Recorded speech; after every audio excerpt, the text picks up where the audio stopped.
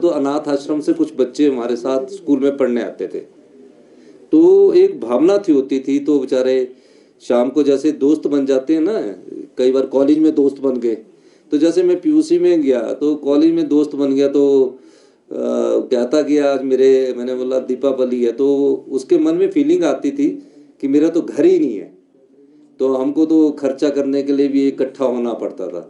तो वो भाव मेरे मन में शुरू से था, तो मैं उसको अपने घर ले जाता था। तो उस बच्चे का भाव देखिए कि मेरे साथ तो कहते और भी 40 बच्चे यहाँ निचले उसमें रहते थे। तो उस दृष्टि से मैंने देखा कि उनको पैसे की भी कमी ना रहे, तो एक भाव था, मुझे मौका मिला, मैं आज उस भाव का, उस बच्चे का भाव, आज वो मेरी उम्र का होगा, आज तो उसके बच्चे भी होंगे, लेकिन वो खेलने में बहुत अच्छे होते थे, लेकिन उनकी भावनाओं की कदर नहीं होती थी, क्योंकि वो एक जाके सुबह वहाँ से हॉस्टल से उठना जाना, उनको वो मात्र प्यार नहीं मिल पाता था। तो मैंने सोचा इस सरकार का पहला दायित्व बनता है, इस दृष्टिकोण से हमने ये योजना लाई है। धन्यवाद। अभी 21 दिन हुए हैं। 21 दिन में सरकार ने समाज के प्रति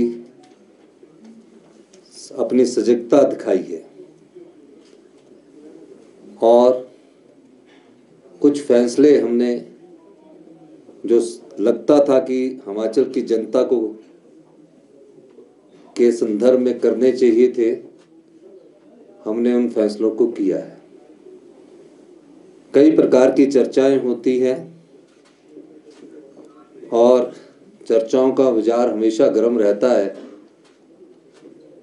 लेकिन मैं कुछ बातें आपके सामने कहना चाहूँगा। आप जानते हैं,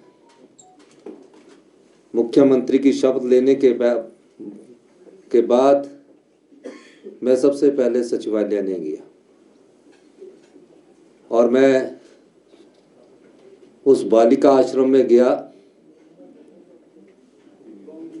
बालिका आश्रम अच्छा से चल रहा था, लेकिन मैं जब उन बालिका आश्रम में पहुंचा, मैंने एक चीज का अनुभव किया। उन बच्चों से मैंने सीखा, क्योंकि बच्चे भी आपको सिखाते हैं,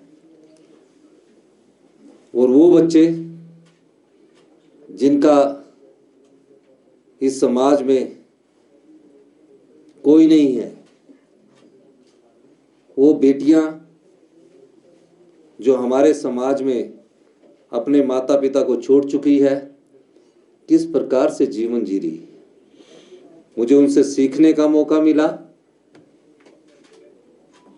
फिर उसके बाद मैं सरकार की जो बनाई योजनाओं के द्वारा कार्यक्रम थे, मशोबरा में भी गया, वहां भी हमने सब कुछ देखा, और एक भावना जो उनकी मैंने महसूस की, उस भावना को मैंने पाया कि इन बच्चों की जो भावना है, उस भावना को सम्मान कैसे दिया जाए। महिलाओं से भी मिला, बुजुर्ग जो थे उनसे भी मिला, और जो बच्चे डम एंड डफ की कैटेगरी में आते हैं उनसे मिल तो नहीं सका, लेकिन उनकी वस्तु स्थिति को मैंने जाना। और 21 दिन के बाद हमारी सरकार ने फैसला किया कि इनकी माता भी सरकार है, इनकी पिता भी सरकार है। जिस प्रकार हम अपने परिवार में ऐसे बच्चों का ख्याल रखते हैं कि अब हमारा अपना बेटा है, हमारी अपनी बेटी है, उसी प्रकार इन बच्चों के लिए सरकार का ये अपना बेटा है और सरकार की अपनी बेटी है। इस दृष्टिकोण से मैंने विभाग के अधिकारियों से चर्चा की। चर्चा करने के बाद पहली बैठक में हमारा ये फैसला हुआ कि इन बच्चों के जिनके कोई भी सहारा नहीं है, सरकार माता है, सरकार पिता है, इसके लिए एक योजना एंड टू एंड लाई जाए। काम हुआ, और मैं धन्यवाद देना चाहूँगा सामाजिक कल्याण विभाग को कि 20 दिन के अंदर एक ऐसी योजना आपके सामने लेकर आए हैं जहां आप भी गौरव महसूस करेंगे। और इसका सारा श्रेय मैं अपने अधिकारियों को, विधायक दल के सभी लोगों को देना चाहूँगा कि उन सब ने भी इसमें अपना योगदान दिया। और कुछ तो हमारे पत्रकार बंधु भी थे जिन्होंने इस योजना के बारे में हमें बताया। और आज जब नव वर्ष की शुरुआत का पहला दिन है, सुबह ही मैंने, क्योंकि रात को ही हमारे चीफ सेक्रेटरी साहब प्रमोद सक्सेना जी की नियुक्ति हुई है 11-12 बजे, और आज सुबह से ही हमने इनसे बात की, सुबह से ही कार्य में अपने जुड़े, इनसे मैंने अनुरोध भी किया और डायरेक्शन भी दी। सबका एक मत था, नहीं, हम एक ऐसी योजना लाए जो सभी बंधनों से दूर हो, कोई सरकारी बंधन उसमें ना हो। सरकारी बंधन का मतलब है कि ऐसे बच्चे किसी सरकागजी कार्रवाई से ना जाए। इस दृष्टिकोण एक फैसला किया गया कि हमारी सरकार हिमाचल प्रदेश में जो अनाथ आश्रम में पढ़ने वाले बेसहारा बच्चे तो है ही, हिमाचल प्रदेश में जो भी बच्चे हैं या जो भी यौवन पीढ़ी में युवा जीवन में आ चुके हैं, उनके लिए एक योजना लेकर आई है। कुछ तो आश्रमों में पलते हैं, कुछ को परिवार गोद ले लेते हैं, कुछ अपने रिश्तेदारों के पास रह जाते हैं। पूरे हिमाचल प्रदेश में एक अंदाजा लगाया जा सकता है 6,000 के करीब बच्चे होंगे। अब 6,000 के बच्चे कई पढ़ने लिखने में अच्छे होते हैं, 12वीं तक तो हम उनका खर्चा देते थे, +2 के बाद जब वो आगे पढ़ना जानते थे तो भी उनको खर्चे में वो पूरी चीज हम नहीं दे पाते थे।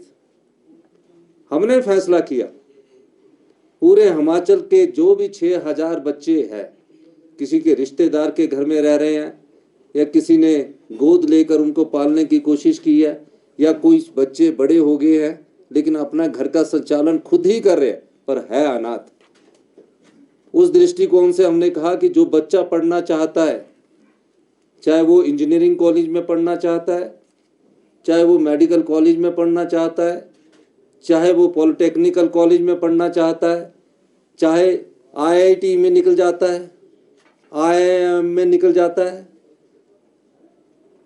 किसी भी बड़े इंस्टीट्यूशन में निकलता है, उसके मन में ये कुंठा नहीं रहनी चाहिए कि मैं पढ़ लिख कर मुझे इस संस्थान में इसलिए एडमिशन नहीं मिल पाया कि मेरे पास उसकी फीस देने के लिए पैसे नहीं थे। इस कुंठा को समझते हुए हमारी सरकार ने फैसला किया है कि जो भी बच्चा अपने जीवन काल में मेडिकल कॉलेज में, नर्सिंग में, पैरामेडिकल में, जिस भी शिक्षा संस्थान में कोई छूट भी गया होगा, जो उसके पढ़ाई से संबंधित होगा, जो उसके जीवन जीने के साधन से संबंधित कोर्स होगा, कोई भी ऐसा कोर्स, उस कोर्स के लिए हमारी सरकार उसको जैसे अपने बेटे को देते हैं, अपने बेटे को हम बोलते हैं कि अच्छी पढ़ाई करनी है, अपनी बेटी को बोलते हैं कि उसको ट्यूशन भी लगानी है, ये सारी व्यवस्था जो एक परिवार में एक बेटे को हम जिस रूप में देते हैं, हमारे विधायक, हमारे जो मुकेश अग्निहोत्री जी, हम जो अपनी बेटी को देते हैं, किसी प्रकार की किसी भी सुविधा से उसको वंचित नहीं किया जाएगा। यानी कि उसे जेब खर्च के लिए भी वैसे ही पैसे मिलेंगे जैसे वो अपने को चाहते हैं। इसी प्रकार अगर उसने कभी घूमने के लिए जाना है तो वो ये ना ताके कि वो किसी के निर्भर है, सरकार उसकी माता है, सरकार हम उसको वो जेब खर्च तक कभी देंगे, उसको कभी ये महसूस नहीं होने देंगे कि उसकी कोई कमी है, उसमें उसका परिवार हिमाचल प्रदेश सरकार होगी। इस दृष्टिकोण से हमने एक नीतिगत फैसला किया, अपने सब साथियों से चर्चा करके, हमारे चीफ सेक्रेटरी प्रमोद सक्सेना जी से चर्चा करके, सुधा जी से चर्चा करने के बाद हमने एक कोष स्थापित करने की घोषणा की है और ये तुरंत प्रभाव से लागू होगा। इसमें सभी बच्चों को सुख प्रदान हो, कोई उनको ऐसी महसूस ना हो कि हमारे माता पिता इस जीवन में नहीं रहे और हम दुखी मन है, कि दुखी मन से वो कभी मत सोचे, और हम किसी पर निर्भर भी ना हो। उन्हें ये लगे कि आज हम सुख है, हमें सुख मिल रहा है। इस दृष्टिकोण से हमने ऐसे लोगों के लिए मुख्यमंत्री सुखाश्रय सहायता कोष स्थापित करने की घोषणा की है। इसमें 101 करोड़ रुपया उन बच्चों के लिए आज से तुरंत प्रभाव से लागू हो जाएगा। 101 करोड़ रुपया ये कोष होगा, ये एफडी होगी। उनके जीवन जीने के लिए जो भी जरूरत होगी उसको जीने के लिए ये कोष 2023 में शुरू किया जाता है और ये तुरंत प्रभाव से लागू हो गया।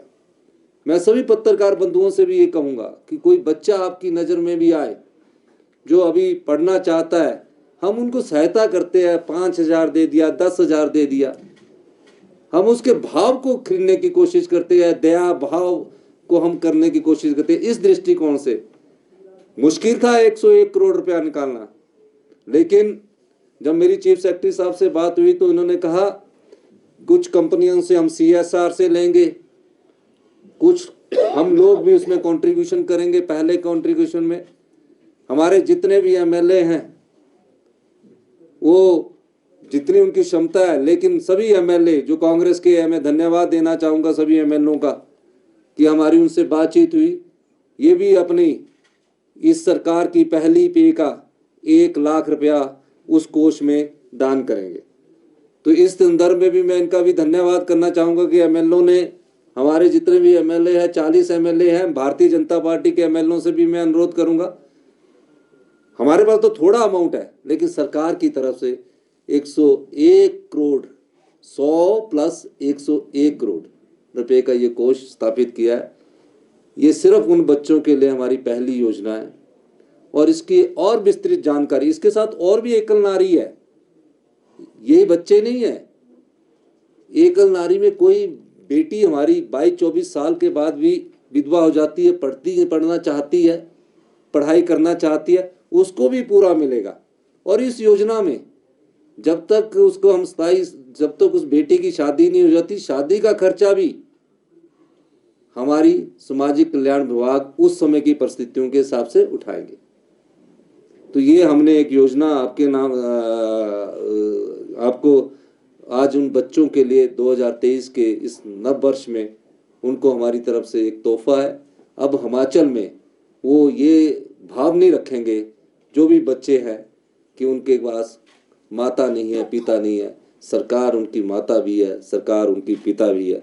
वो बच्चे अब किसी की दया भावना पर नहीं टिकेंगे, उनकी भावनाओं का सम्मान करना हमारा सरकार का पहला दायित्व है। ये वो वर्ग है जिसकी उपेक्षा होती रही है। इस दृष्टिकोण से कभी देखा नहीं गया इस वर्ग को। हम औरों को सुविधाएं देते हैं, हम और नागरिक आते हैं समाज के, हमारे पास हिमाचल की जनता आती है, अपने लिए कुछ मांगने आती है। ये बच्चे हमारे पास मांगने नहीं आए, इन बच्चों ने हमेशा सहा है, अब इनके सहाने के दिन दूर हुए हैं।